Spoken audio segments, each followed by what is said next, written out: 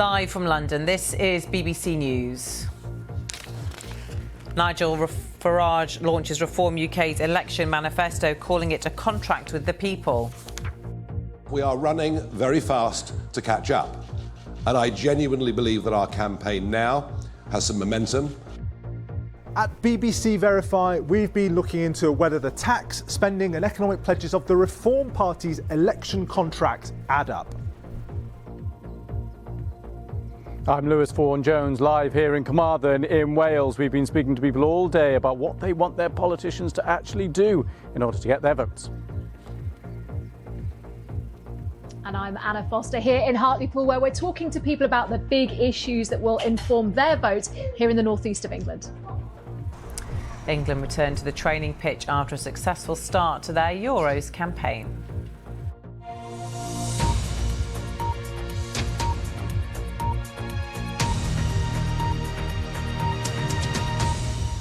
Hello and welcome, I'm Samantha Simmons. Nigel Farage has launched the Reform UK election manifesto, promising tax cuts and spending pledges, which add up to more than £140 billion a year. Mr Farage said the package could be paid for by cutting immigration, scrapping climate change policies and making savings on benefit payments. He described it as a serious plan to reshape the way our country is run. Reform UK called its election document Our Contract with You. Mr Farage says people associate the term manifesto with lies. Mr Farage says his party's goal in this election is to become an effective opposition to what he's predicting will be a Labour government. Here's some of what he had to say. So this is not something with which we're going to govern the country. That's not possible in this election. Although this election is, for our party and for me, the first important step on the road to 2029. Our aim and our ambition is to establish a bridgehead in Parliament and to become a real opposition to a Labour government. And I say that because I can't see Sir Ed Davey providing real opposition, because actually on many fundamental policies, the Liberal Democrats and Labour, frankly, don't vary very much. And I certainly can't see the Conservatives providing opposition, because they don't agree on anything. They spend most of their days arguing among themselves, and they're split down the middle when it comes to policy. Well, our correspondent Damien Grammaticus watched the Reform launch in South Wales. People have sort of been hearing that this event's going on. Inside has been Nigel Farage with his Reform UK team. Outside, several dozen people have come to see him. They're waiting to, expecting that he's going to leave sort of soonish. Now, in that sports hall, what he was laying out was his plans. Now, there are several aspects to it. On one side, you have these sort of big promises that he's making. He says they're not promises. He says that these are ideas he's laying out because he expects to be in opposition, or he expects to be a voice who can form a sort of debate as part of an opposition to a Labour government, is what he says he expects to happen. So he's hoping, he says, to be able to win some seats, have a bridgehead in Parliament, and those policies, ideas that he's putting out, particularly on tax, he wants tax cuts, so pretty serious tax cuts. Take anyone out of paying income tax until they earn £20,000 a year. No inheritance tax on anything, any estate below £2 million. No stamp duty on a home worth less than £750,000. He says that's all about taking people out of tax. That's quite a lot of commitment there. Equally, he says he wants to scrap green levies on bills, scrap net zero targets. That would all cost $30 billion. The tax stuff, something like $88 billion when you add that up. In total, his promise is something like $140 billion worth. How would he pay for it? Well, what he says is he would slash or government waste. He would try to make government more efficient. Thinks he could save $50 billion on that. And also by cutting the net zero side of things, he thinks $30 billion there, savings in tax subsidies that, or saving in net zero policies that he would scrap. And then some changes to the way the Bank of England operates. He reckons you could save another $30 billion. Economists, I think, looking at this, raising some eyebrows. Some have said Liz Truss type policies on steroids. Well, the team at BBC Verify have been analysing some of Reform's pledges. Here's our policy and analysis correspondent Ben Chu. We've been asking the same questions for all the largest parties, the Tories, Labour, the Lib Dems and the Greens. And those questions are, what's in their manifesto and does it add up? Today, it's Reform's turn, although they actually call their document a contract. So what is the big picture on tax, spending and the economy? Well, Reform's contract claims that they will be able to find around £141 billion of new spending and tax cuts a year and £150 billion of state expenditure savings. So let's break this down.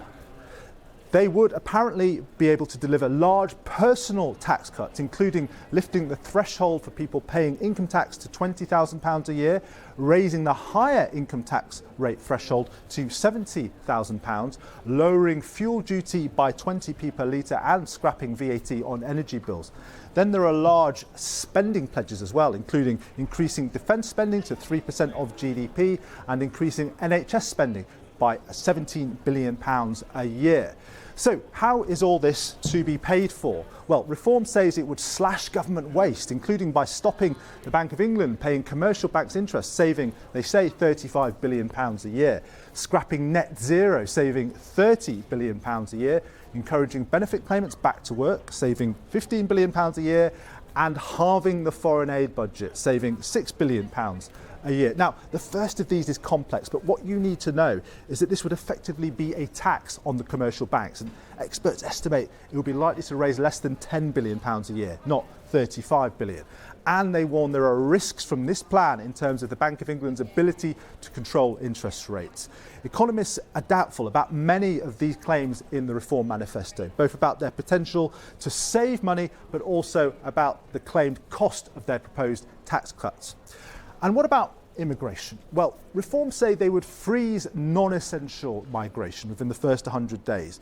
Economists say this could take some pressure off housing, but that it also raises the question of how non-essential would be defined for immigration. And they caution that, interpreted very strictly, this could have a negative economic impact, including on public services. Finally, let's put the Reform manifesto into context. Here's the rough size of the Lib Dem, Labour and Tory manifestos in tax and spending terms, between £7 and £27 billion per year. And here are the Greens, £172 billion a year. And here's Reform's, £141 billion. As you can see, Reform and the Greens really tower over the other parties. And public finance experts feel that while individual elements of the latter two parties might be coherent, they feel that overall there is a lack of credibility. Ben Chu there. Well, Nigel Farage has called this election the immigration election. Our Home Affairs correspondent Daniel Sanford has been looking at Reform UK's key policies on the issue. Previously, when Nigel Farage has run election campaigns, immigration's been sort of part of the debate, but it's not been front and centre. When he was trying to leave the European Union, clearly he was using immigration as a lever, but now he's very much saying he believes this is an immigration election, and that's what people are going to really vote on. And obviously there's two parts to that. There's the net migration figures, which have been quite high in the last couple of years, and his desire to get those right down. He wants to essentially have zero net migration, and also then there's the issue of the small boats.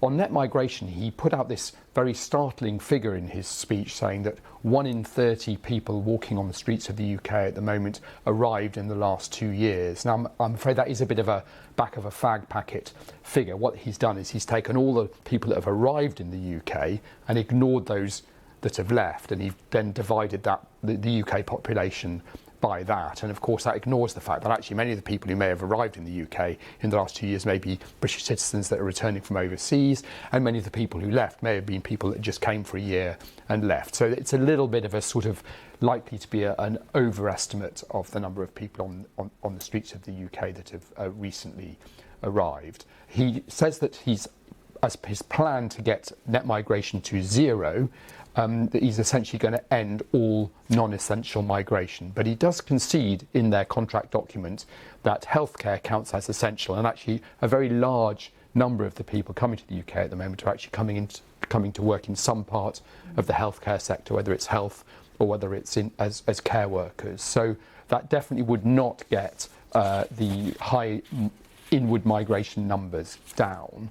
In terms of stopping small boats, then the sort of absolutely headline policy that he's come up with is to essentially pick up migrants mid-channel and then take them back to France. Now, that very much is the kind of policy that can be put forward by someone who knows they're not going to be in government. As he said in his speech, that he doesn't expect to be in government, because actually picking up migrants in the channel from small boats and taking them back to France is almost impossible, because you have to do that with the agreement of the French. So that policy, I think, is a little bit tricky to actually implement. Daniel Sanford there. Well, Rishi Sunak has visited a gas rig in the North Sea today. He was asked if he understands why people are switching to Reform UK and why they seem to trust Nigel Farage. It's been a very difficult time for the country over the past few years, and of course I understand people's frustrations with that. I mean, that's undeniable, and I've been very clear that we have made progress, but there is more to go. But the point now is we are on the right track, and this election is about the future. The choice is clear. If you want your border secure and migration down, if you want your taxes cut, your pension protected, it's only the Conservatives that are going to deliver that for you. Labour are going to put your taxes up. They have no plan to bring down migration. In fact, Keir Starmer believed in defending free movement, and indeed when it comes to pensions, they haven't matched the triple lock plus to protect pensioners. There's a clear choice for everyone at this election. Well, Labour leader Sir Keir Starmer has also been out campaigning, speaking to workers in Southampton. He was asked whether he is worried about the possibility of Reform UK party taking votes away from Labour heartlands. Between more of the same under the Conservatives or rebuilding the country with Labour. There are only two candidates for Prime Minister, Rishi Sunak and myself.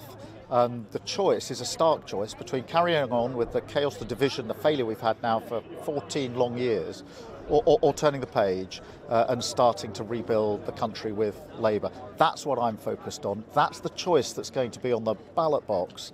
And that's why I was really pleased that we're able to unfold our manifesto for growth, for wealth creation that we did last week. But is he a risk to you? Look, I mean, we are absolutely focused on talking to voters about what matters to them. That's why we're here at this port. Our National Wealth Fund is being launched. That will attract investment in. People will be better off. That's where my focus is, not the noise is off. But in the end, it is a straight choice. More of the Tories after the damage they've done, or turn the page and start to rebuild the country with Labour. Thank you. Well, let's take you to the northeast of England now, and the constituency of Hartlepool. Our correspondent Anna Foster is there for us. Hi Anna, good to see you. So why Hartlepool? Hello. Well, a few different reasons. One is that I used to live here, so it's actually a place that I know really, really well. And it's always nice, I think, while we're getting around the country to tell you about places that we know about. Now, this is a constituency in the northeast of England. It's right by the sea. We're in Lillian's Wellbeing Cafe this afternoon, which, if you know Hartlepool, it's sort of tucked in next to the Middleton Grange shopping centre. And we're really talking to people about the issues that matter to them, because, of course, wherever you are in the country, there will be different things that will be driving your vote in a few weeks' time. So with me are some of the people who run this place. We've got Angela, Kieran and Trevor. Now, I know, Trevor, you're going to kick us off and just tell us a little bit more about, well, what you do here, because it's slightly different to a normal cafe, isn't it? So Lillian's Wellbeing is a charity in Hartlepool, and we support people who are facing mental health crises, mental health in general, loneliness, and people who are living on the streets, homeless. So we kind of bring support together and kind of offer people that opportunity to come here, get the support, get advocacy support, and kind of help people with the things that they should be being supported with. Yeah, so that all really sort of filters back into politics, doesn't it? The things that you do here and the people that you're helping. It does, because we find a lot of people hit barriers and they're not quite sure where to go or what to do. So we help people get back and kind of support them getting everything back on track with like the council, GP appointments and everyday all those life. important things. People like you, Kieran. Yeah, because I was homeless about a year ago, me and my partner, and when we first come to Hartlepool, we didn't know any support. We both suffer with mental health. We didn't know where to turn to, and the first people we got shown to was Lillian's, and ever since then they've been a godsend. So you're here now doing your bit. I mean, yes, what are some of the big issues? Because obviously yourself, as you said, a lot of mental health, because there's nowhere to turn to really. Like there's a crisis team and that, but there's not like that many people, other charities to turn out. Yeah, because we should say, Trevor, as well, when you look at the northeast of England, inevitably it's a place where often child poverty levels are higher than in other parts of the country, where people do struggle for jobs. Historically, people here do tend to feel left behind by London and by Westminster, don't Yeah, they? and a lot of the problems locally here do stem back to poverty and low incomes, lack of jobs. And when people reach out for them support, there's lack of mental health provision. You've got access to GPs, which people do struggle with. And when people face a no, if they call their GP, they'll take, when you're suffering mental health, you'll take one phone call and you'll give up. Then you'll think that you won't be able to get through. So people do give up when doors are closed in their faces. And in Hartlepool here, we have lots of people who are street homeless to the cost of living crisis. Over Christmas, there was 19 people living on the streets here. Luckily now, we're looking at about 5 people at the moment, but there's 5 people on the streets more than there should be. So when you're looking at what politicians are promising, and obviously this is a time, isn't it, in the run-up to election where lots of promises are coming out, are you hearing enough about things like mental care, but also mental health support, social care? Are the parties talking enough about that for you? I think it's a lot more than it used to be. So in terms of if you go back 10 years ago, it wasn't really talked about, but there's a lot more talk about mental health care provision, hospital provision, so that they're starting to listen and take things seriously in terms of GP appointments. They've got the NHS on side and they are trying to keep things moving. And Kieran, when you're looking at how you might vote in a few weeks' time, sort of what kind of things are you listening to? Where are you getting your information the news, from? Really. From the news. And do you look for certain being topics? young as well, I don't really don't take this the wrong way, but I don't really get the politics side of it. That's allowed, don't worry. I was meant to spoke to Angela and Trevor before about it, because when I was growing up, you don't really get taught what everything is. I still don't know to this day who to exactly vote for and what exactly they do, really, because you don't really get taught or shown as you're growing up. And I think often as well, people, and I've met a lot of people in this part of the world before, where you maybe vote the way your family voted, or you vote the way your friends vote. I always ask friends and family who are you voting for, who do I need to vote for, but then that's not the question I should be asking. The question I should be asking is, who do I want to vote for? Yeah, and I suppose that's a really big part of it as well, because we talk about, we've looked at the debates, things like we're doing coming out today, but, at the bottom of it, it's all about, we should all engage in politics, but sometimes it can just be confusing and hard work. Yeah, to be honest, I think we should be teaching politics when we're at school, rather than a chosen subject at A-levels, so that we do have an understanding of what politics looks like. But in Hartlepool, the people who are at the raw end of things generally aren't registered to vote because they don't understand the system, but they are the people that are affected the most due to the lack of mental health provision. Hartlepool is getting better with mental health because we have mental health nurses in every GP surgery here, so things are getting better, but because of COVID, the amount of people who require support, they're just overwhelmed at the moment, which is why coffee shops like us are seeing a demand in the support that we would deliver here. And we shouldn't have to deliver that support, but people do like to come here for that because it gets them the help they need. Yeah, exactly. Well, lots of issues for the politicians to grapple with, whoever wins the election. Thank you to all three of you. It's lovely and just cosy in here, and you can see as well people who are just coming in and just taking some time to be here, playing board games, having a chat, and all of those different things. Now, I just want to tell you, because when we go to these different constituencies around the country, we obviously want to keep it fair, tell you who's standing in all these different places. You might have seen Rishi Sunak a little bit earlier, was out meeting some of his candidates and his supporters. So I want to tell you, I've got a list. If you look at the BBC News website, by the way, you can find a list of candidates wherever you are in the country. This is the one for this constituency. This is the Hartlepool constituency, a full list you can see there on your screen of all the candidates who are standing just here, all 8 of them, the names, the parties they're standing for. But as I say, if you have a look at the BBC News website, wherever you are in the country, just pop your postcode in and it will tell you the list of candidates who are standing where you are as well. Anna, thanks very much. Now let's focus on a seat that is facing a 3-way fight. Labour, the Conservatives and Plaid Cymru are all hoping to win the constituency of Carmarthen in Wales. Let's go live there now. Lewis Vaughan-Jones is there for us. Hi Lewis, good to see you. Take us through what's happening there.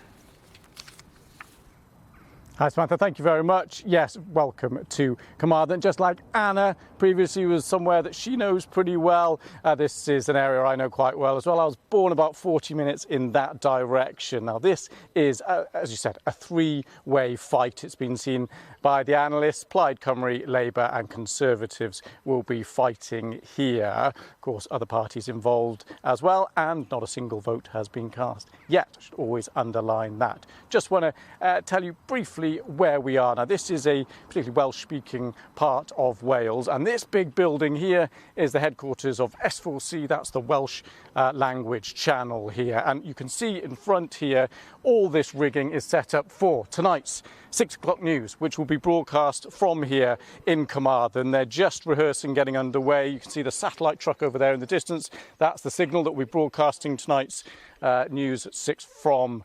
That's how you'll see those pictures. And we can just jump in. Jane Hill, my colleague, can see is standing by. Jane, can I interrupt for just a second? How are you? Very good. How are you? All right. So just talk us through what's the thinking here, why you guys are here. We, the 6 o'clock news and 10 o'clock news are travelling all around the country throughout the campaign, as you would expect. And we're here in Wales because of this fantastic thing we're doing this year called Your Voice, Your Vote.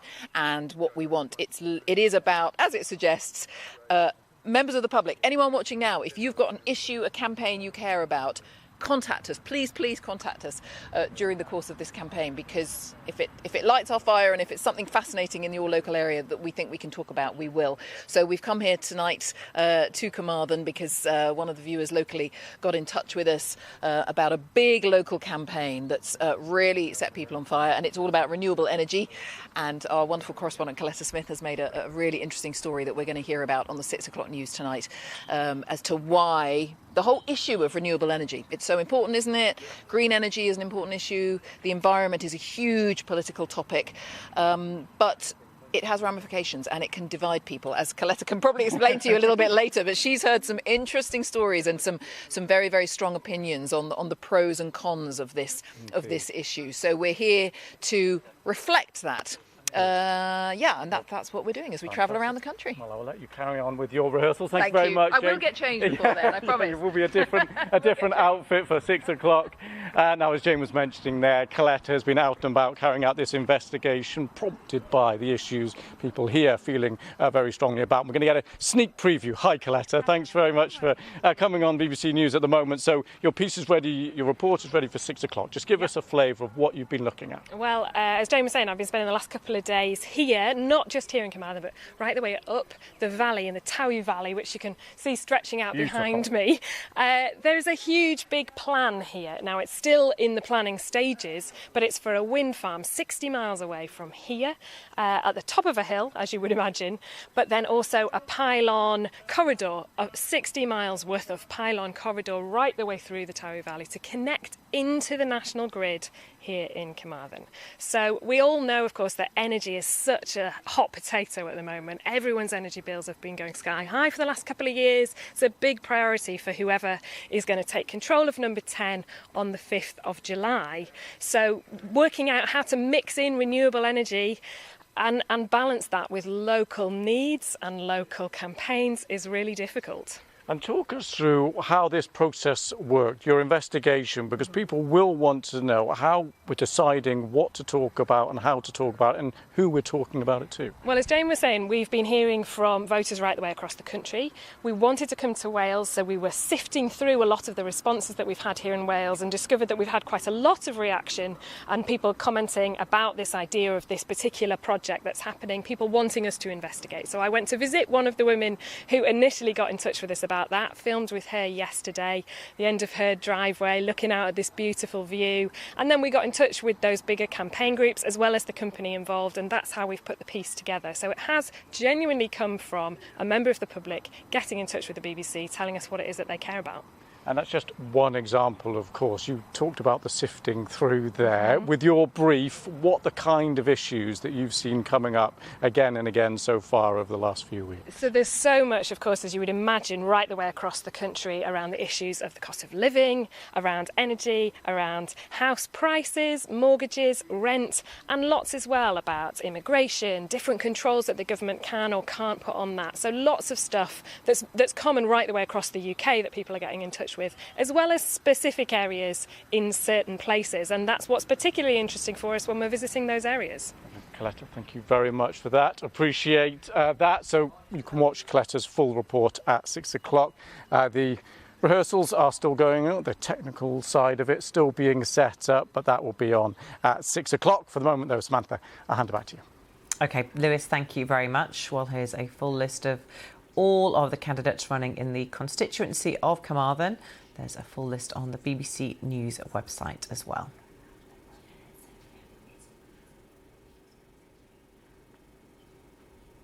Time for a check on the weather picture now.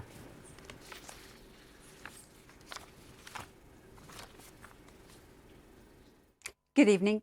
Monday was certainly a tale of two halves. There was quite a lot of cloud and a few scattered showers around. This was Fife earlier on today, threatening looking skies here. Different story further south. We had clear blue sky and sunshine to start the day across central and southern England, and we kept some sunny spells through most of the day. Absolutely glorious down in Poole, Dorset. But there will be a change to come through the night tonight, as this series of weather fronts could bring more cloud across Channel Coast for tomorrow and the potential for some rain for some, not for all.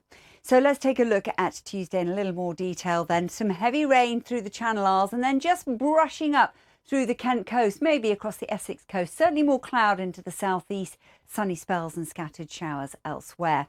But by the afternoon, that rain should have eased away, and with some sunny spells coming through, highs likely of 21 degrees. Now, through northern England, we could see a few sharp, possibly thundery downpours. Some of these showers will be very hit and miss, highs of around 17 degrees. A brighter, sunnier story into Northern Ireland, sunny spells and scattered showers, and a little bit cooler in Scotland. Still the wind direction coming from the north, although it is reasonably light. Now, as we move out of Tuesday into Wednesday, this area of high pressure is going to start to build and quieten things down. Yes, there are some weather fronts threatening into the far northwest, but on the whole, it won't be too bad a start to Wednesday. Temperatures quite widely into double digits. The exception is the far north and east of Scotland. So a relatively mild start and a quiet start with some dry, sunny spells coming through. Winds will remain light and it should feel quite pleasant with some shelter and that sunshine. Clouding over with showery outbreaks of rain gradually pushing into northwest Scotland and maybe the Northern Isles. And here, still those temperatures struggling a little, 14 degrees. But we could see highs of 18 in eastern Scotland, maybe 21 or 22 once again. Now, as we move towards the end of the week, we'll still continue to see some weather fronts toppling across that ridge of high pressure, squeezing it out of the way. But it's not all doom and gloom. Yes, we are likely to see more in the way of drier weather than we've had of late, and it will be just that little bit warmer. But there is a risk of a front bringing some light rain as we go into the start of the weekend.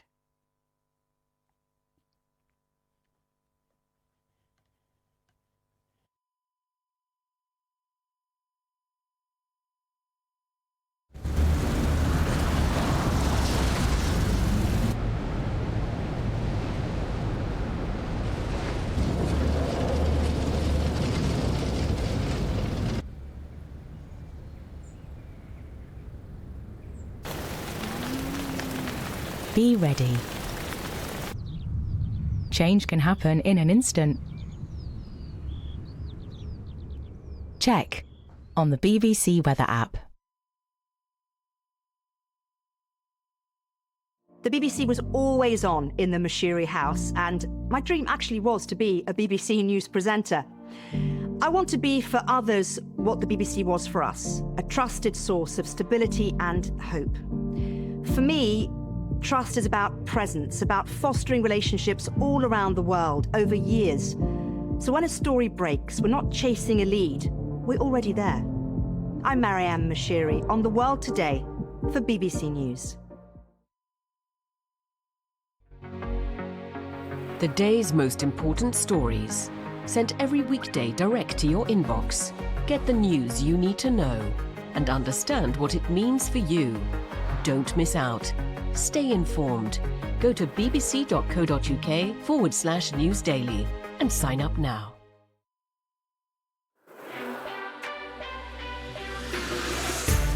I see myself in the girls that we're fighting for. Climate change is real and we must act now. Argument is less powerful than emotion, And negative emotion is more powerful than positive emotion. More than anything else, when we have more feminist storytellers, things will change. When big names talk, they talk to us.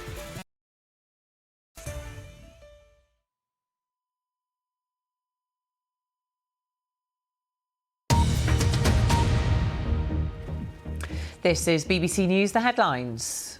Nigel Farage launches Reform UK's election manifesto, calling it a contract with the people.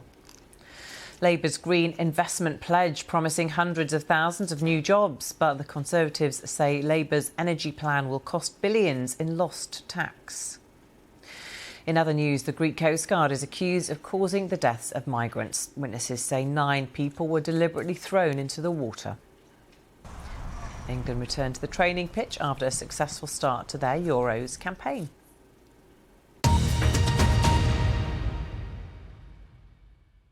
Let's get more now on the election.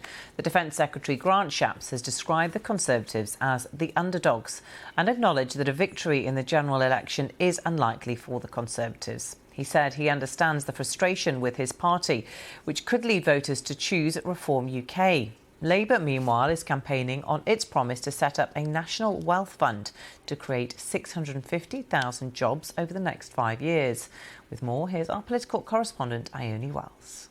Hi Chloe, I'm Rachel. Talk us through what happens here. Labour is feeling bright. The top brass are out in a formerly Conservative seat, one they reckon they can win. Hoping to catch people's attention with a £7.3 billion pledge to create 650,000 jobs over 5 years to boost industrial jobs of the future. From ones in green technology to ports like this. Our central focus and mission, if we come into government, will be on growing the economy and making sure that we're creating the wealth that this country needs. We've got brilliant skills. We've seen some of that at the port here. And that will make sure that everybody is better off. Labour say their plans are fully funded. The Conservatives say this multi-billion-pound pledge would leave a black hole in public finances. They are trying to push Labour to rule out any further tax rises. But this morning, an admission they're well behind by one cabinet minister. I'm entirely realistic about this. I know that we are the underdogs, but I still believe that it is possible for us to win. I also believe it would be incredibly dangerous for this country to give a blank cheque to Starmer, give him a supermajority, and let him get on with taxing people in every single direction. Rows about tax between Labour and the Tories are nothing new, nor is the Liberal Democrat leader digging up new stunts. Today's is to promote a pledge to cut fuel tax for motorists in rural communities like this.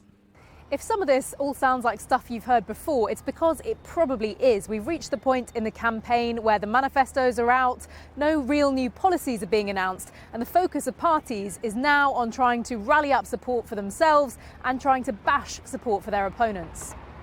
With 3 more weeks and more debates to go, attacks on each other's rivals are only likely to intensify. Ione Wells, BBC News. Well, let's get the latest now from the Tories and our political correspondent Hannah Miller, who is on the Conservative campaign bus. Hi, Hannah. Good to see you. Tell us where you are. What's been going on there today?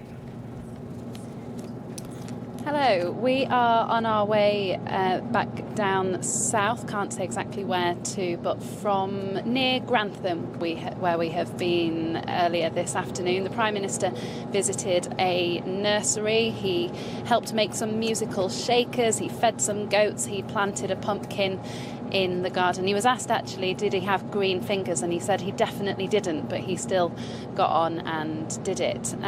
Grantham, though, should be quite safe Conservative territory. The boundaries have changed, but this is the type of area where you would expect them to win. I think that is indicative of quite a defensive campaign now from the Conservative Party at this point. They have also noticeably not put out a kind of particular policy or highlighted a particular policy with this visit today. Rather, they've been choosing to attack Labour, talking about the Conservatives say the fact that Labour wouldn't grant any new oil and gas licences would lead to a fall in tax revenue. Labour described that as desperate campaigning. They say that they would actually increase taxes on the oil and gas giants in the short term, and then of course further down the line, when they hope to move to cleaner energy, they say that those would then be taxed in a kind of usual way. So interesting to see the Conservatives in an area where they have historically been quite successful with their campaigning today, and also interesting that they're very much focusing their attacks on Labour rather than on necessarily talking too much, so far today at least, about their own policies. Yeah, we mentioned a few minutes ago Grant Shapps, the Defence Secretary, in an interview saying that the Conservatives he recognises are the underdog, but insisting they could still win. We've heard the same from the Prime Minister today, insisting they're still in the game. What's the mood like there on the bus while they're campaigning, still 2.5 weeks to go? So actually, kind of on the bus, there are a few other journalists here and only one representative from the Conservative Party. So on the bus here, everyone kind of getting on with their work and things. But I think the sense is very much that the kind of idea that they are going to win and remain in governments, it seems much less likely. As much as they won't say it, you can see that in the seats that they are visiting. They're not going out to places where they would think where the majorities are tighter or where they would hope to make any further gains, or there's no sense of that kind of strategy. This is about trying to kind of shore up seats that they want to make sure that they keep hold of at this point in time. OK, Hannah, for now, thank you. Well, the Liberal Democrat leader, Sir Ed Davey, has been campaigning in south-west England. This morning, he was on a beach near Paignton in Devon, taking his shoes and socks off, busy making sandcastles there with children and their parents, while he then travelled to Yeovil, where he brought 2 wheelbarrows to Yeovil Town FC's ground. He then navigated an obstacle course on the pitch there. Well, let's have a look now at opinion polls and see how the latest campaigning moments are affecting the parties. After showing little movement in the first 2 weeks of the campaign, the opinion polls are now starting to shift. Scarlett Maguire is the director of JL Partners, a company that's following the polls. She gave me her analysis of what they indicate. It's quite unprecedented for a governing party when they're 17 days out for an election to say things looking quite so bad for them, but it's actually quite difficult to argue anything else. Polls have been remarkably consistent in showing a very big Labour lead, not just during the campaign, but for the last few months. Common wisdom would be that they would narrow on course to an election, but indeed our poll, out today, and lots of other pollsters too, show that in fact things are getting worse for Rishi Sunak. Again, that Labour lead hasn't budged and his underlying metrics are deteriorating. Why is that? Are they losing voters, we think, at the moment, in the polls anyway, to Reform UK? At the moment, the Conservatives are losing voters in every direction. They're holding on to less than half of the people that voted for them in 2019. Our poll shows today that they are losing 1 in 4 of their 2019 voters to Reform. That's more than they're losing to Labour or the Liberal Democrats, but it's being exacerbated by the fact they're losing them everywhere. And what about Labour? Labour are maintaining, we have them at a 17-point lead. That can vary from other pollsters, but Labour are maintaining their lead. Keir Starmer has a very clear lead on who would make the best Prime Minister, and in fact leads Rishi Sunak on things like competent, shares my values, understands my concerns, strong leader. So everything points to the fact that at the moment, despite the fact that you hear anecdotally there's not a huge amount of love for Keir Starmer, people would still much rather go with him. So what about Reform UK? They've just launched their not manifesto, their commitments to voters, recognising that they are not going to form a government in this election, but they're hoping to be the second party in the country if the polls do play out in 5 years' time. What's the polling telling you about Reform UK? Reform UK, I think, have seen the most interesting movement during this campaign. As we've already said, it's been quite static, actually, the headline polls, but Reform have surged. So we've had them up 6 points in just 2 weeks. That's been reflected by other pollsters too. And that's particularly apparent since Nigel Farage returned to the front line of politics. OK, I think we can have a look now at our poll tracker now, and we can just sort of see some of the figures there emerging. At this point in an election campaign, so 2.5 weeks before polling day, July the 4th, how accurate do these polls tend to be? Do they tend to shift much?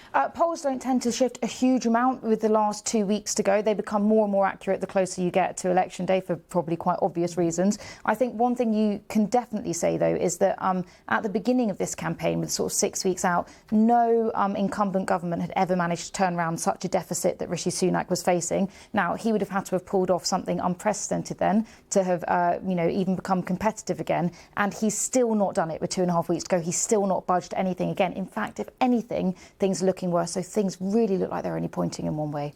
We have had mistakes, inaccuracies from pollsters in the past, in the not too distant past, in fact. Has polling changed a lot? Do you feel like it's evolved to make sure that actually we're not going to see any mistakes again?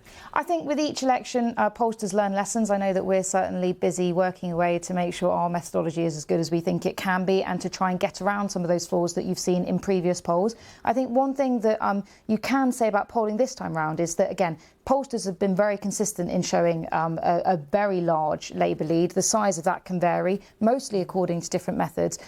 There are different seat projections coming out, that is true. So we've had one over the weekend that showed the Conservatives with just under 70 seats. There have been some that have shown the Conservatives on nearly 150 seats. So obviously one of those will have to be wrong. But I think it gives you a good idea if the range is anything from sort of 66, 67 to 150, that all shows a historic Conservative defeat, whichever way you look at it. Scarlett Maguire there. OK, let's get more on the Lib Dem campaign.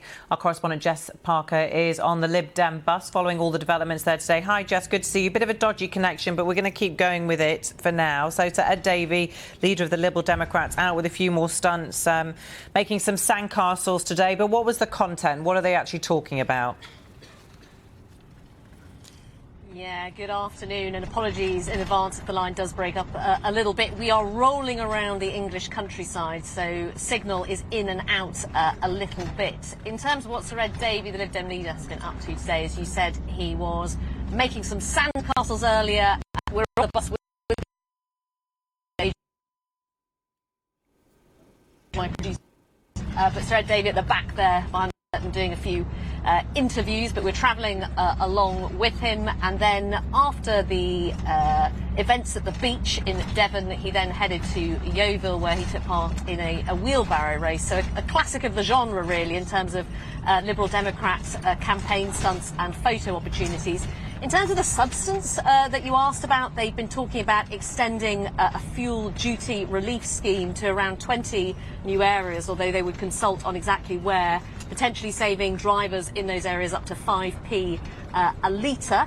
Now, I'm told by Sir Ed Davey, I sat down with him earlier, that this would cost £7 million. I asked where the money would come from, and he pointed to various measures that the Liberal Democrats have proposed making in terms of raising revenue, so cracking down on tax avoidance and tax evasion being one of them, higher taxes on the banks, also extra costs for those who frequently travel out of the UK on an aeroplane, more than 3 flights a year. So they're pointing to that pot of money, which they say would raise billions and billions of pounds, although the Institute for Fiscal Study has said there is a risk that the amount of money the Lib Dems say they would raise, it wouldn't actually raise that much, but that's how I'm told the policy would be paid for. And clearly the Liberal Democrats here, as we roll around these rural areas and they talk about the kinds of things that affect rural communities, they are making that pitch for certain seats, particularly as we're in the southwest today and now heading back more towards the south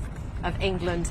They're trying to go for seats that maybe they've held in the past. Of course, these have a bit of a stronghold in the southwest of England, and also seats where they think that they could do well because they've run the Tories close in the past, and they really are focusing their attacks on the Conservatives as they go for Conservative-held seats in this election. OK, Jess, thank you. We got through it without too much breakup. Thanks very much. Well, you can watch non-stop coverage of the election campaign now until the results are called and beyond on BBC iPlayer. Just look for Election 2024 Live. To Israel now, and Prime Minister Benjamin Netanyahu has dissolved his war cabinet just over a week after the departure of two key members. It comes as Israel's military continues with what it calls a tactical pause to allow more humanitarian aid into Gaza. The war cabinet was formed after Benny Gantz left the opposition to join Mr Netanyahu's government following the Hamas attack on October the 7th. But now Mr Gantz and another member of his party, both of them former military chiefs, have left. Mr Netanyahu had faced demands from the nationalist religious partners in his coalition to be included in the war cabinet, a move that would have intensified strains with international partners, including the United States. Our correspondent John Donnison is following developments from Jerusalem. Well, I don't think it's going to have too big a difference on the decision-making process. It's still Prime Minister Netanyahu who's going to be calling the shots. There were only two cabinet members left in that war cabinet after Benny Gantz left 8 days ago. You had Prime Minister Netanyahu and his Defence Minister Yoav Gallant. But I think what's important is that war cabinet was set up after the October the 7th attack as a symbol of national unity, and clearly that political unity has now gone. You had Mr Gantz who was disagreeing profoundly with Prime Minister Netanyahu's vision for Gaza. You've also got more extreme members of the Israeli government. I'm thinking in particular the hardline Israeli National Security Minister Itamar Ben-Gvir, who was demanding a place on the war cabinet. He again disagrees on policy towards Gaza with Mr Netanyahu. So there is no political unity, but it is still Mr Netanyahu calling the shots. He says he will make decisions with regards to the war involving a small number of ministers and advisors. A BBC investigation has heard accusations that the Greek Coast Guard has caused the deaths of dozens of migrants in the Mediterranean. The deaths are said to have happened over a 3-year period. 9 people were deliberately thrown into the water, witnesses have said. Others are said to have died because they were forced out of Greek waters or taken back to sea. The Greek Coast Guard strongly rejects all accusations of illegal activities. The BBC's population correspondent Stephanie Hegarty has more.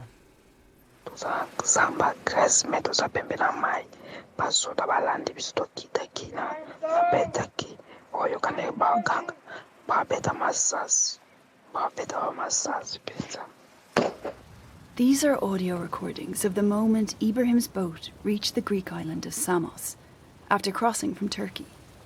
He's now a refugee.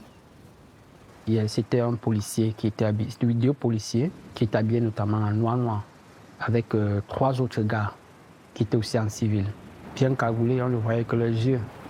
Ibrahim says he was beaten and strip-searched, and that the Greek Coast Guard took him and 2 other men out to sea. Ils ont commencé par le Camerounais. Ils ont porté le Camerounais et quand je lève la tête, je vois ils ont balancé le Camerounais dans l'eau. L'Ivoirien disait sauvez-moi, sauvez-moi, je ne veux pas mourir. J'ai une force incroyable qui m'est animée en cet instant et j'ai pu vivre. He swam to safety, but the other 2 men died. We've heard allegations of a total of 5 separate incidents in which people were thrown into the sea by the Greek Coast Guard. In all, 9 of them died. In a statement, the Greek Coast Guard strongly rejected all accusations of illegal activities and questioned the veracity of the testimonies we've gathered. But last year, another incident was caught on camera by activist Fayed Mullah. Could appear any second, any minute. It showed men in masks forcing 12 people, including women and young children, onto a Greek Coast Guard vessel. They're then set adrift in a motorless raft, abandoned just outside Greek waters. They were found later by a Turkish patrol boat, and an official investigation by Greece is ongoing. The Greek authorities didn't agree to be interviewed for this report, but we showed this video to a former head of special operations at the Greek Coast Guard. I can see people getting on board the vessel. Doesn't seem like it's forceful. Can you see any small children? Yes, now I can. That's something that happens.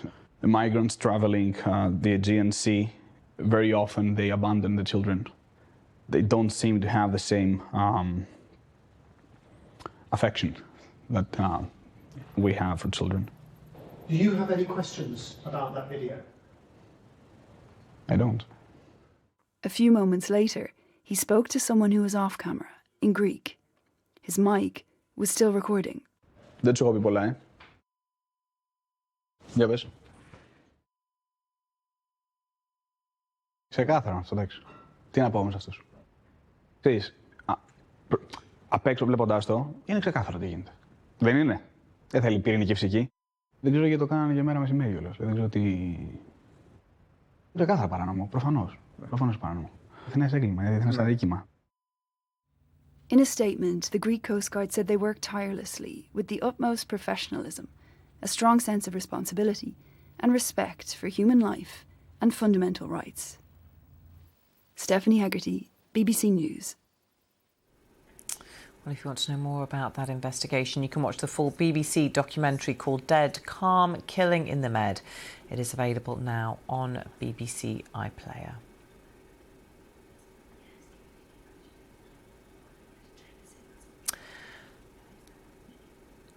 Health experts are warning that more people could become infected with E. coli after a possible contamination of supermarket sandwiches and salads. A third manufacturer recalled a product over the weekend. Our correspondent Vincent McAviney reports. WH Smith has become the latest retailer to be caught up in this E. coli outbreak, with the Food Standards Agency announcing on Sunday the recall of one of its wraps. Manufactured by a company called This, the contaminated wraps are their chicken and bacon vegan meat substitute range. It follows the announcement over the weekend that almost all the major supermarket chains are recalling and removing dozens of products from their shelves as the hunt for the source of this outbreak continues. E. coli is a bacterial infection which can cause stomach cramps, sickness and fever. Genetic tests showed the more than 200 confirmed cases across the UK are all linked in some way. At least 67 people have needed hospital treatment. You know, if you have really painful stomachache or bloody diarrhea, those are the things that really should ring the alarm bells, seek medical advice.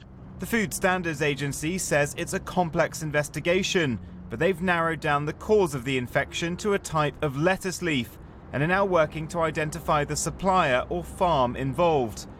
2 food manufacturers have already withdrawn products which may contain the same leaf. Products named so far include 60 different types of pre-made sandwiches, wraps and salads. Most are own label products sold by chains such as Tesco, Sainsbury's, Asda and Morrison's, as well as Boots and Aldi. A full list is available on the BBC website. A product recall of this scale is rare. Stores are asking shoppers who've bought any of the infected products not to eat them, but to return them for a full refund. Vincent McAviney, BBC News. At least 8 people have died in India after a passenger train collided with a goods train in West Bengal. Around 60 people have also been injured in the crash. Authorities have said that human error may have caused the accident and that a detailed investigation will take place. The driver and assistant driver of the goods train and a guard of the passenger train are among the dead. Authorities in Singapore are racing to clean up a major oil spill days after a shipping accident. A Netherlands-flagged dredging boat crashed into another vessel on Friday, causing around 400 tonnes of oil to spill and blacken the coastline. Initial biodiversity surveys have come back saying there has been no major damage reported to wildlife. There's been fresh concern over widespread thefts from churches and other historic buildings. Historic England has worked with police chiefs to identify the areas most at risk from criminals. The latest research showed that £3.2 million worth of cultural property was stolen in the 12 months 2021 to 2022, much of it by organised crime groups. The gangs targeted art galleries, museums, stately homes and church buildings, with artwork and antiques among the most commonly stolen items. The study showed that the theft of historic stone was also up by almost 10%. Historic England warned that theft of valuable heritage materials and cultural objects is likely to increase during a cost of living crisis. In a recent case in Birmingham, a vicar was shocked when a Victorian brass eagle was stolen from an antique lectern in his church. Our reporter Giles Latcham has more. Monday morning at St Augustine's in Edgbaston, a thief picks a quiet moment to slip in and heads straight for the 150-year-old brass lectern. Bold as brass, he covers it with a blanket he's brought with him for the purpose and makes good his escape. The vicar is struggling with the hurt of losing an artefact that stood at the heart of countless services for so many generations. It's a horrible feeling, you feel bereft somehow, it's difficult to describe it. It's been here all that time, something you take for granted really, but it's you certainly notice its absence. It looks like a sort of amputated stump sitting there. No, it's a horrible feeling. It really shook me up. The distinctive eagle design is the work of Birmingham-based John Hardman, a Victorian company which specialised in ecclesiastical fittings. It's worth about £6,000. I think it's almost seen as a victimless crime, but it isn't a victimless crime. There are 100 victims in this church, and everyone is outraged by it. Not just people who worship at St Augustine's. Everybody locally just also feel that violation of something that's very important to the neighbourhood. Last summer, a similar lectern was stolen from a church in Shenston in Staffordshire, but later recovered in a scrapyard. Earlier this year, silverware was stolen from St Nicholas's at Kings Norton. A man was later convicted. A report from the public body Historic England puts the value of artwork and antiques stolen from historic buildings like this one over the period 2021 to 22 at more than £3 million. The police say inquiries are ongoing. Regardless of the theft, the vicars determined the church will remain open and unlocked as a place for prayer and reflection. Giles Latcham, BBC News. Time for a check on the weather picture now. Here's Louise Lear. Good evening. Monday was certainly a tale of two halves. There was quite a lot of cloud and a few scattered showers around. This was Fife. Earlier on today, threatening looking skies here. Different story further south. We had clear blue sky and sunshine to start the day across central and southern England, and we kept some sunny spells through most of the day. Absolutely glorious down in Poole, Dorset. But there will be a change to come through the night tonight, as this series of weather fronts could bring more cloud across Channel Coast for tomorrow and the potential for some rain for some, not for all. So let's take a look at Tuesday in a little more detail then. Some heavy rain through the Channel Isles and then just brushing up through the Kent coast, maybe across the Essex coast. Certainly more cloud into the southeast, sunny spells and scattered showers elsewhere. But by the afternoon, that rain should have eased away, and with some sunny spells coming through, highs likely of 21 degrees. Now, through northern England, we could see a few sharp, possibly thundery downpours. Some of these showers will be very hit and miss, highs of around 17 degrees. A brighter, sunnier story into Northern Ireland, sunny spells and scattered showers, and a little bit cooler in Scotland. Still the wind direction coming from the north, although it is reasonably light. Now, as we move out of Tuesday into Wednesday, this area of high pressure is going to start to build and quieten things down. Yes, there are some weather fronts threatening into the far northwest, but on the whole, it won't be too bad a start to Wednesday. Temperatures quite widely into double digits. The exception is the far north and east of Scotland. So a relatively mild start and a quiet start with some dry, sunny spells coming through. Winds will remain light and it'll feel quite pleasant with some shelter and that sunshine. Clouding over with showery outbreaks of rain gradually pushing into northwest Scotland and maybe the Northern Isles. And here, still those temperatures struggling a little, 14 degrees. But we could see highs of 18 in eastern Scotland, maybe 21 or 22 once again. Now, as we move towards the end of the week, we'll still continue to see some weather fronts toppling across that ridge of high pressure, squeezing it out of the way. But it's not all doom and gloom. Yes, we are likely to see more in the way of drier weather than we've had of late, and it will be just a little bit warmer, but there is a risk of a front bringing some light rain as we go into the start of the weekend.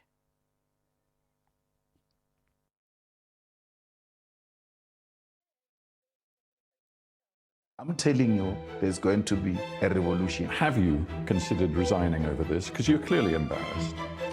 Of course, I have been. I have thought about this. We have now the best or most sophisticated information technology in history, and people are no longer able to talk with each other or to agree on the most basic facts. I want to be totally honest with you, and I am being honest with you. At least this should be a common ground for everyone. We should defend international law. In the spirit of your title of Hard Talk, you're completely wrong. I'm not offended, but I want to hear why. You're completely wrong. Hard Talk. Watch on BBC iPlayer.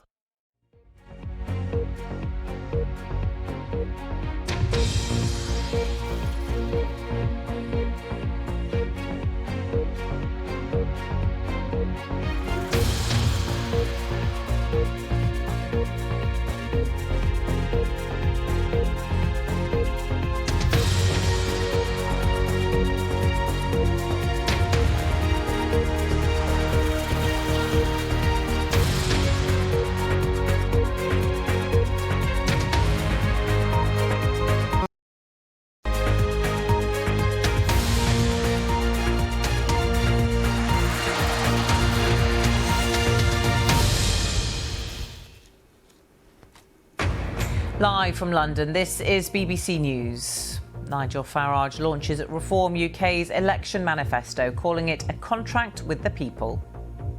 We are running very fast to catch up, and I genuinely believe that our campaign now has some momentum. At BBC Verify, we've been looking into whether the tax, spending and economic pledges of the Reform Party's election contract add up. I'm Lewis Vaughan-Jones, live here in Carmarthen in West Wales. We're looking at how people's votes could change the political map of Wales. And I'm Anna Foster, live here in Hartlepool, where we've been talking to people all day to see what the big issues are here in the northeast of England that will decide how people vote. In other news, the Greek Coast Guard is accused of causing the deaths of migrants. Witnesses say 9 people were deliberately thrown into the water.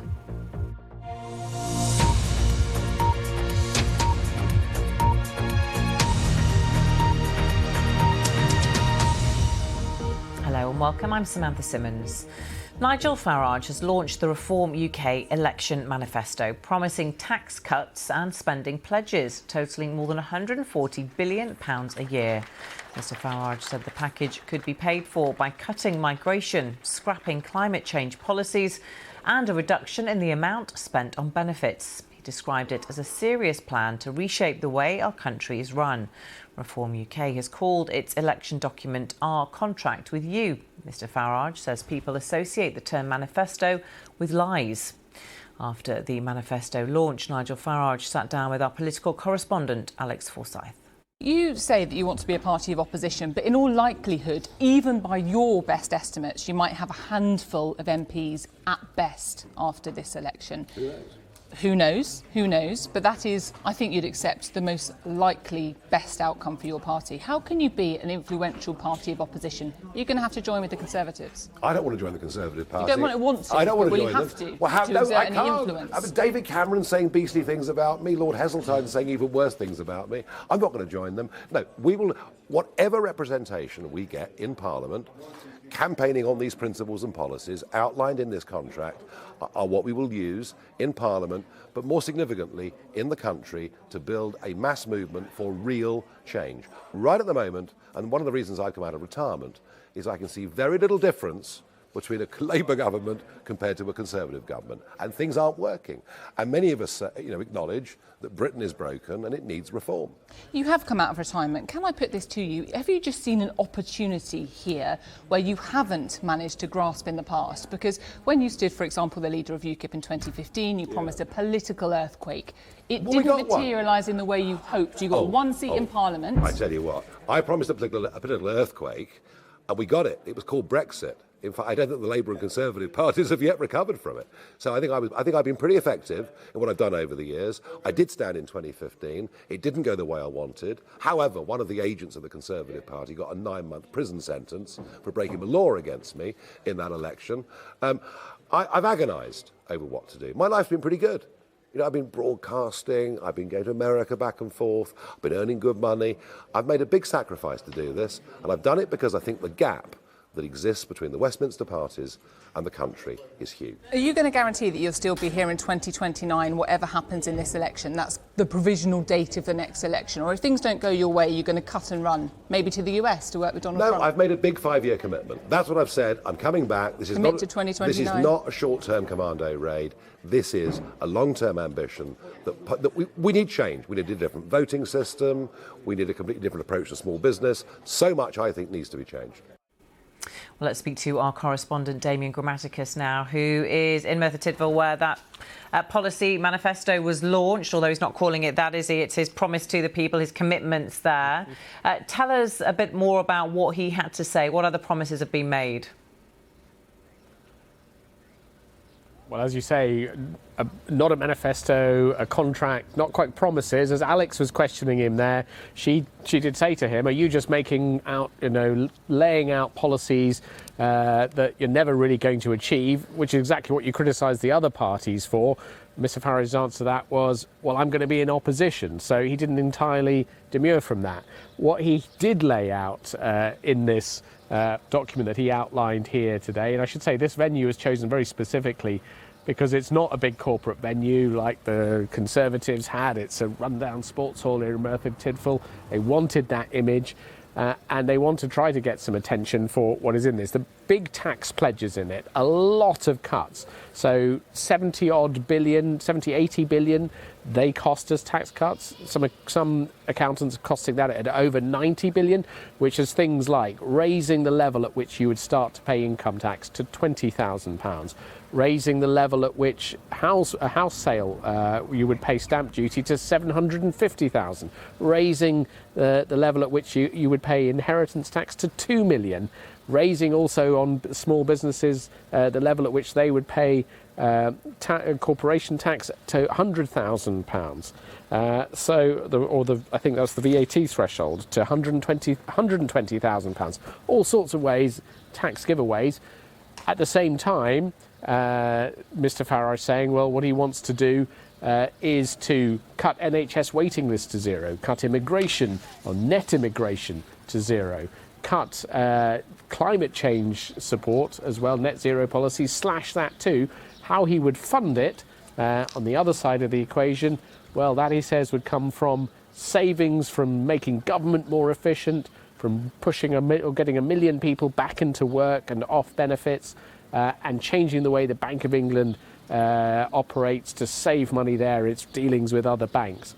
So all of that, the party says, Reform UK says, should balance it, but I think many people will have questions about whether those figures add up. OK, thanks very much, Damien. Well, let's explore more on that. With me to discuss some of Reform UK's spending pledges is our economics correspondent, Andy Verity. Hi, Andy, good to see you. Yeah, some pretty round numbers we're seeing there. Yeah, suspiciously round, perhaps, maybe too round to be rigorous. The Institute for Fiscal Study, for example, has said, well, they're talking about £90 billion of tax cuts, but it's by no means clear that those could be achieved and balanced on the other side by, for example, cutting public spending on quangos and arm's-length bodies. They say in their manifesto that you wouldn't notice if some of these quangos went, but they include among the arm's-length bodies the post office. You probably would notice if that went. And when they had a bonfire of the quangos a few years ago, it didn't achieve billions of pounds of savings. There is one interesting proposal in there to save the taxpayer a lot of money, which actually has been promoted by some left-of-centre think tanks. The New Economics Foundation has looked at the interest rate that the Bank of England pays commercial banks as part of its QE programme. This is all a programme originally designed to get the economy off the floor back in 2009. Now, they pay interest on reserves, and that was not very much money when interest rates were on the floor. But since interest rates have risen, it's some £23 billion extra going out the door that wasn't going out the door before. And they're saying, well, we could save that money and just not pay it at all.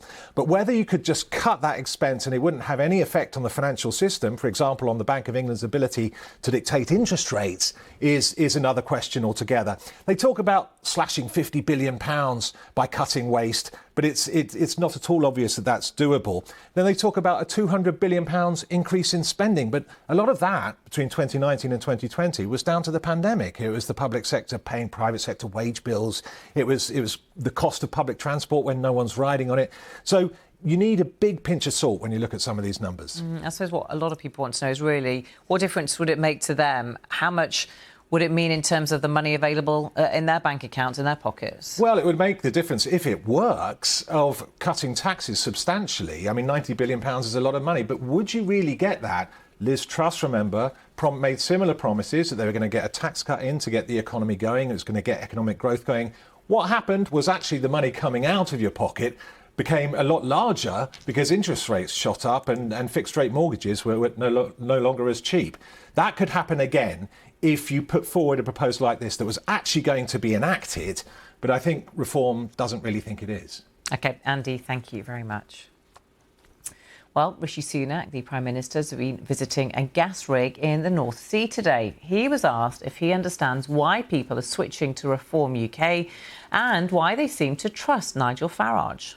It's been a very difficult time for the country over the past few years, and of course I understand people's frustrations with that. I mean, that's undeniable, and I've been very clear that we have made progress, but there is more to go. But the point now is we are on the right track, and this election is about the future. The choice is clear. If you want your border secure and migration down, if you want your taxes cut, your pension protected, it's only the Conservatives that are going to deliver that for you. Labour are going to put your taxes up. They have no plan to bring down migration. In fact, Keir Starmer believed in defending free movement, and indeed when it comes to pensions they haven't matched the triple lock plus to protect pensioners. So there's a clear choice for everyone at this election.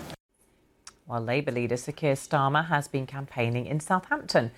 He was asked by workers whether he's worried about the possibility of Reform UK taking votes away from Labour heartlands. The election is a straight choice between more of the same under the Conservatives or rebuilding the country with Labour. There are only two candidates for Prime Minister, Rishi Sunak and myself. The choice is a stark choice between carrying on with the chaos, the division, the failure we've had now for 14 long years, or turning the page and starting to rebuild the country with Labour. That's what I'm focused on. That's the choice that's going to be on the ballot box. And that's why I was really pleased that we're able to unfold our manifesto for growth, for wealth creation that we did last week. But is he a risk to you? Look, I mean, we are absolutely focused on talking to voters about what matters to them. That's why we're here at this port. Our National Wealth Fund is being launched. That will attract investment in. People will be better off. That's where my focus is, not the noise is off. But in the end, it is a straight choice. More of the Tories after the damage they've done, or turn the page and start to rebuild the country with Labour. SNP leader John Swinney says his party will argue for what he calls a social tariff, where people who are elderly, disabled or on low incomes pay lower energy bills.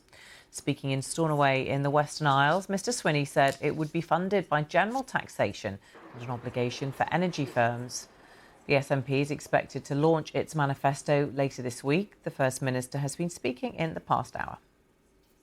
It's important that every part of Scotland is touched by the commitments of the Scottish National Party, and here in Stornoway people are facing enormous challenges with the cost of fuel and the essential requirements of fuel services.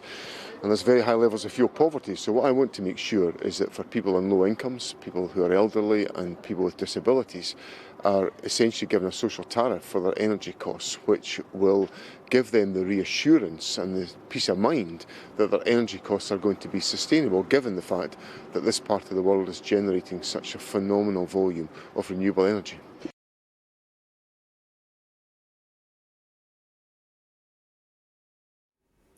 Devolution to Wales has been an ongoing process since the establishment of the Welsh Assembly in 1999. Thomas Morgan has been talking to voters in Anglesey to see what matters to them. The iconic Menai Strait is all that separates Wales's mainland and the island above Ynys Môn. But these days, the Isle of Anglesey seems increasingly split itself. Along the strait is the town of Beaumaris, where the morning pickleball session is in full swing. I'll give you 2 to try. This is based on the actual grip size and see which is you're most comfortable with. I'll go for this one, I think. Now retired, Jan moved here with her husband 3 years ago. For us now at this stage in life, we've made it our forever home. What's important to me is that it's choosing the right party with their policies that will impact on myself and my wider family. That's what's important to me. Unlike many of the others serving up winners in this session, Hevin was born and bred in this town. Job prospects have changed dramatically from when I started work many years ago. There was a lot more industry and work on the island for local people and for young people coming through.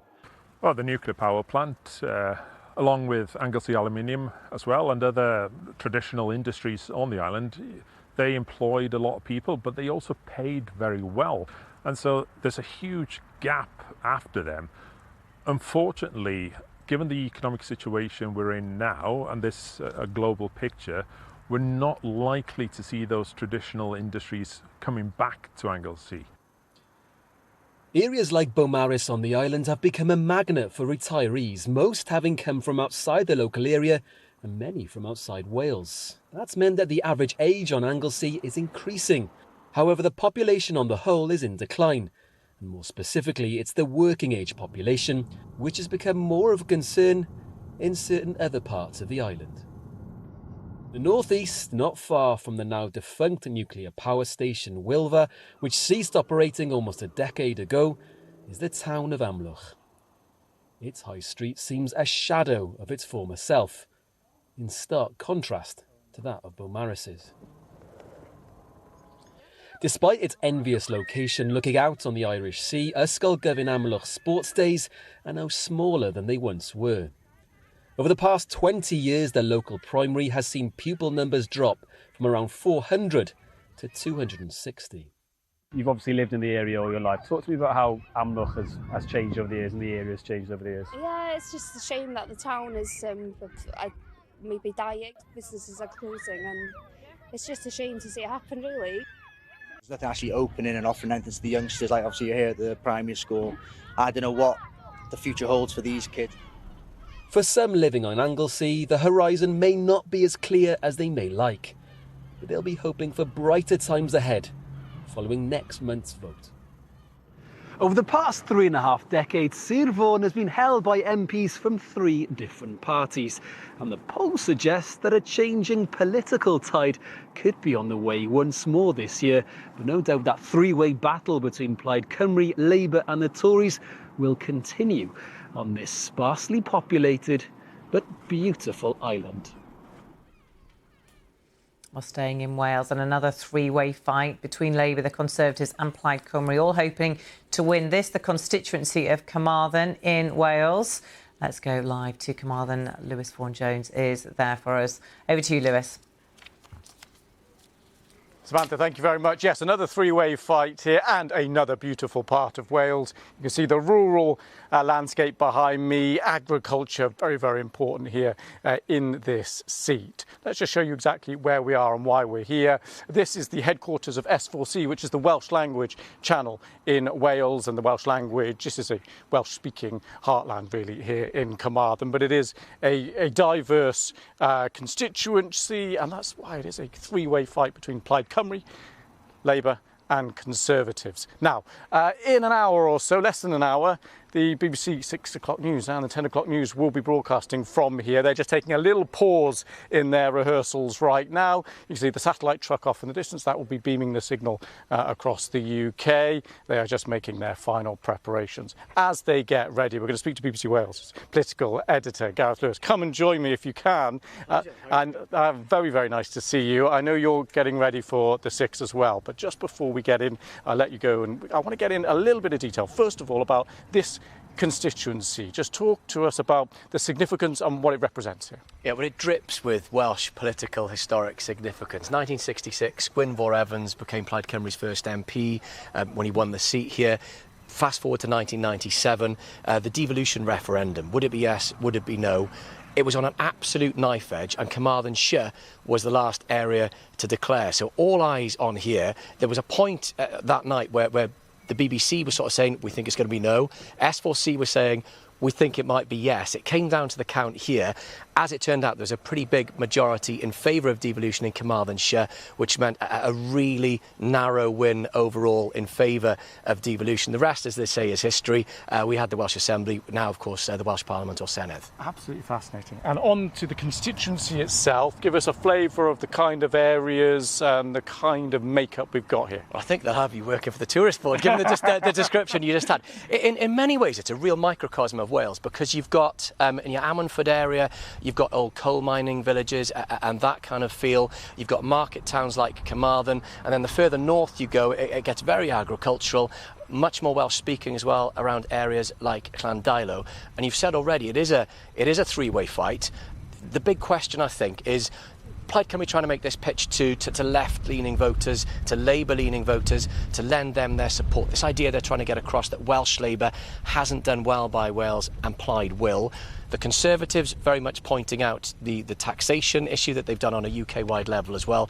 And Labour saying, quite frankly, look, we need change. I think the big question here is, will the efforts of Plaid, will the efforts of the Conservatives have any effect? Or is there this red wave that is just sweeping everywhere anyway, and Labour will end up winning? It's a big scalp, by the way, a big target. Simon Hart, Chief Whip for the Conservatives, one of the ministers who went into Downing Street, 2 summers ago now, to tell Boris Johnson to his face that his time as Prime Minister was up, and so he will be fighting really hard. He notionally holds it because of boundary changes, but it is his seat. He will be fighting hard. OK, boundary changes. You mentioned that. It's a bit technical, could be a bit dry and boring, but serious implications here, of course. 40 seats in Wales going down to 32. What are the implications here? Yeah, so Wales isn't, as a sort of an entity, Wales' net contribution is less because it'll return 8 fewer MPs. So even if Labour were, for example, to sweep the board here, they'd need a really big sweep before it really contributes hugely to Labour's, in this example's, overall number.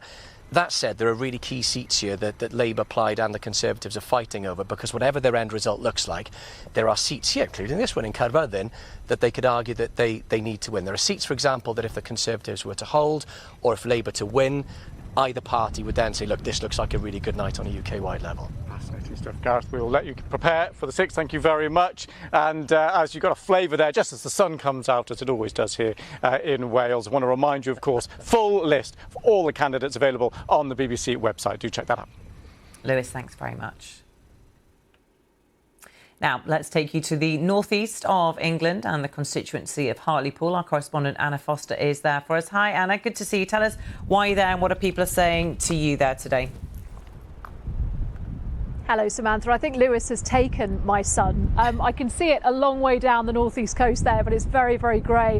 Where I am here in Hartlepool, what we've been doing today is really focusing on this particular part of the northeast of England, around Teesside, the bottom part of County Durham, the top part of North Yorkshire, and really what you can see in the distance. Because if you look beyond me, you can see the beautiful broad mouth of the River Tees, and you can also see just on the horizon some of the key things that will drive people's vote here. You can see the wind turbines, the renewable energy, but you can also see across there Teesside's industry. Now remember, the whole of the northeast of England was built on those heavy industries, things like shipbuilding, things like coal mining, things like steel, which don't exist anymore, and so many of the jobs that went with them don't exist anymore. Now Teesside's known for its chemical industry. You can see that big sort of block just over there is the nuclear power station.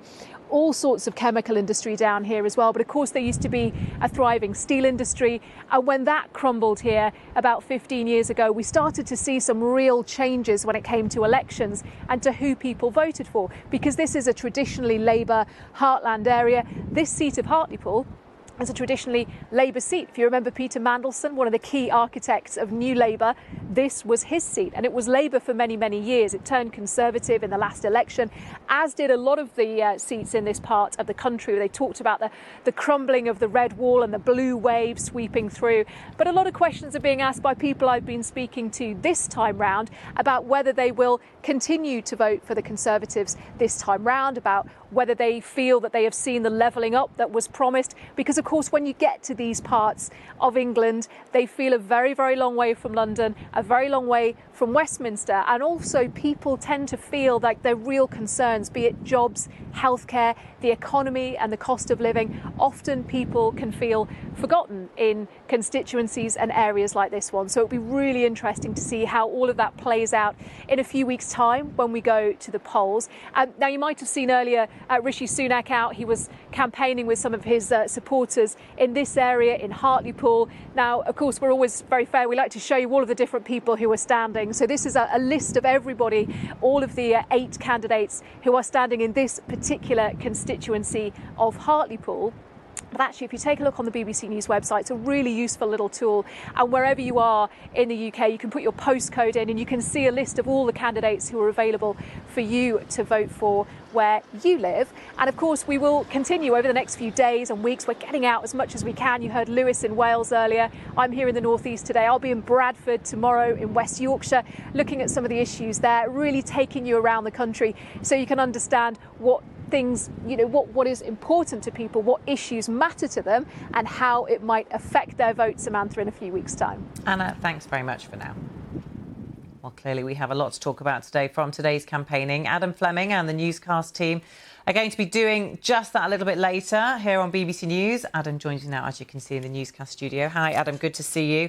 I guess the main topic of conversation is going to be the launch of Reform UK's Not manifesto, very clearly saying that their contract with the people. Yeah, glad you didn't call it a manifesto. We've all got the memo that it's a contract. Now, luckily, Alex Forsyth, who pops up on Newscast most nights, has been following Nigel Farage for about the last 10 years. So if there's anyone you want to hear from on a day like this, it is her. What's intriguing for me about Reform's launch, not just the fact that it's not a manifesto, but Nigel Farage is being very honest about what his political goals are here. He wants to be in a position to dominate, take over, move the Conservative Party after this election. And he's got his eyes on the next general election, which he reckons will be in 2029. Also, part of me thinks that if Reform get no seats in Parliament, but millions and millions of votes, he'll be really happy, because that will strengthen his case that you should reform the voting system so that it's more representative of how people across the country vote rather than the current first past the post system. And reforming that voting system would help him at the next general election. And also, this is just another bout of political honesty from a party in this election, which we're seeing quite a lot of, because the opinion polls suggesting that big lead for Labour means that everyone is just having to be honest about where they could fit in the political picture after polling day. So you've got the Lib Dems saying that they're just attacking Conservative seats in the south of England. You've got the Greens in England and Wales saying they're only really fighting in 4 seats. And also you've got Keir Starmer being quizzed almost as if he kind of is Prime Minister already. Important to say, the BBC is not taking a view on that and treating everyone fairly and just reporting the polls as potential data points at each point in the campaign rather than making a judgment. Yeah, and Adam, as far as Labour go, this week for them it's all about the economy, isn't it, and where they're going to spend and raise money. And it seems that their relationship with the EU may be evolving. Yes, my old Brussels bit of my brain has been fired up over the weekend, because up until now, Labour have been very specific about what they would do to add to the Brexit trade deal that Boris Johnson did. They've talked about doing a veterinary agreement that would smooth the way for exports of British plant and animal products to the continent. They've been talking about a security agreement to cooperate more on security and diplomatic matters. They've been talking about making it easier for artists and performers to travel across the whole of Europe when they go on a tour. And they've also been talking about getting both the UK and the EU to recognise each other's professional qualifications in all sorts of different areas of life. But on Friday night, when Nick Robinson was interviewing Keir Starmer, the Labour leader, for the Panorama interview special, Keir Starmer then talked about reducing barriers to trade in general, which to my old Brexit ears sounded like he was expanding the scope of what Labour would try to do to change the relationship between the UK and the EU.